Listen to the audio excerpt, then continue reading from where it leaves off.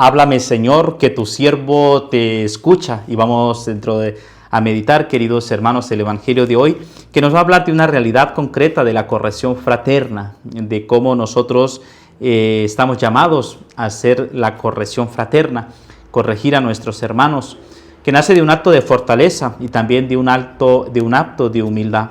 Por eso vamos a disponer nosotros, apreciados hermanos, a meditar la palabra del Señor que viene a nuestro encuentro, que viene a salvarnos. En el nombre del Padre, y del Hijo, y del Espíritu Santo. Amén. Ven, Espíritu Santo, llena los corazones de tus fieles, enciende en ellos el fuego de tu amor. Envía tu Espíritu para darnos nueva vida y se renovará la faz de la tierra. Oh Dios, que iluminaste los corazones de tus fieles con la luz de tu Espíritu, haz que guiados por este mismo Espíritu saboreemos la dulzura del bien y gocemos siempre de sus divinas consolaciones. Por Cristo nuestro Señor. Amén. Lectura del Santo Evangelio según San Mateo, capítulo 18, versículos 15 al 20. En aquel tiempo dijo Jesús a sus discípulos: si tu hermano peca contra ti, repréndelo, estando los dos a solas. Si te hace caso, has salvado a tu hermano. Si no te hace caso, llama a otro o a otros dos, para que todo el asunto quede confirmado por boca de 2 o 3 testigos. Si no les hace caso, díselo a la comunidad. Y si no hace caso ni siquiera a la comunidad, considéralo como un pagano o un publicano. En verdad les digo que todo lo que aten en la tierra quedará atado en los cielos, y todo lo que desaten en la tierra quedará desatado en los cielos. Les digo además que si 2 de ustedes se ponen de acuerdo en la tierra para pedir algo, se lo dirán al Padre que está en los cielos, porque donde 2 o 3 están reunidos en mi nombre, allí estoy yo en medio de ellos. Palabra del Señor. Gloria a ti, Señor Jesús. Si tu hermano peca contra ti, repréndalo estando los 2 a solas, dice el Señor en el Evangelio. Queridos hermanos, nosotros nos duele mucho cuando sentimos una ofensa de un hermano. Cuando un hermano nos ha ofendido, pues crea en nosotros una realidad profunda en el corazón, una herida. Y pensemos más sobre todo cuando estas heridas suceden en torno de la familia.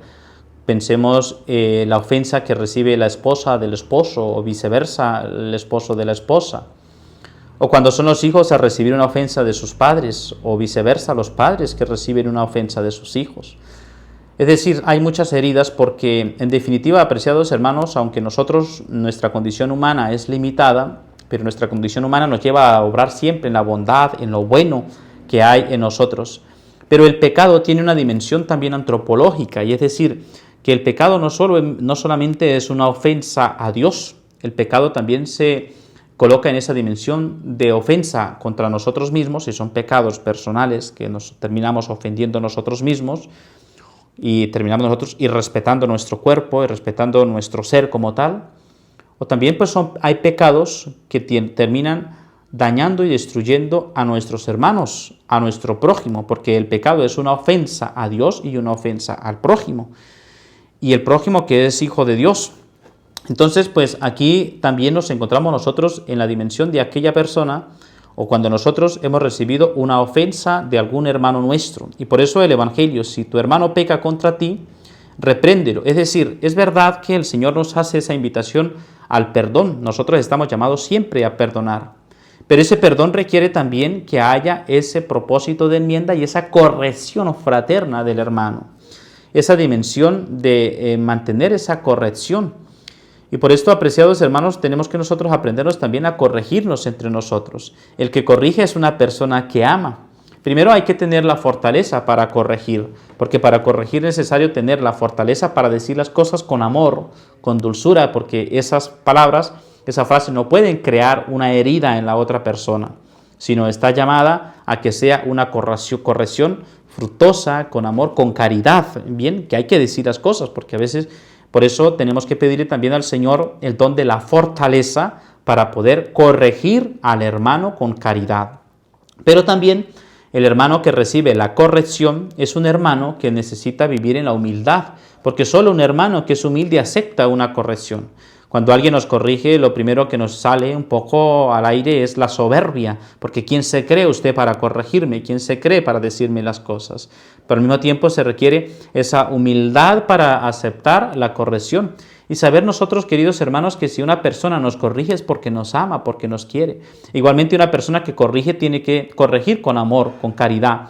Si a esa corrección la hace sin caridad y sin amor, quiere decir que esa corrección queda en vana, no es una corrección buena, no es una corrección que llega a su verdaderamente a crear el efecto que el Señor pide en el Evangelio. Por esto dice el Evangelio, si tu hermano, si te hace caso, has salvado a tu hermano, pero llámalo a solas y repréndalos. Luego, queridos hermanos, estando los dos a solas, repréndelo.